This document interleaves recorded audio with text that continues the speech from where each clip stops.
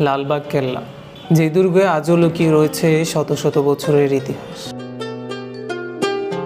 ঢাকা শহরের বুকে দাঁড়িয়ে আছে প্রায় ৩০০ বছরের পুরনো এক ঐতিহাসিক স্থাপনা। ১৬৭৮ সালে মুঘল যুবরাজ মোহাম্মদ আজম এ দুর্গের নির্মাণ কাজ শুরু করেন। পরে সুবেদার শায়েস্তা খান কাজটি এগিয়ে নিলেও তার কন্যা পরী বিবির মৃত্যুর পর নির্মাণ কাজ আর সম্পূর্ণ হয়নি। সেই থেকে লালবাগ কেল্লা রয়ে গেছে এক অসমাপ্ত ইতিহাসের প্রতীক। এই কেল্লার ভেতরে রয়েছে পরী বিবির সমাধি, সুবিশাল দরবার হল ও হাম্মামখানা, ৩ গম্বুজ বিশিষ্ট মসজিদ এবং সুন্দর সব বাগান। প্রতিদিন দেশ বিদেশ থেকে অসংখ্য পর্যটক এখানে আসেন মুঘল স্থাপত্যের সৌন্দর্য ও ইতিহাসকে কাছ থেকে দেখতে।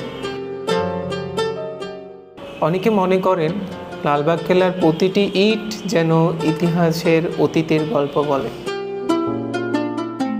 ইতিহাসপ্রেমী হন কিংবা ভ্রমণ পিপাসু, ঢাকায় এলে এই ঐতিহাসিক স্থাপনাটি ঘুরে দেখা অবশ্যই আপনার তালিকায় থাকা উচিত।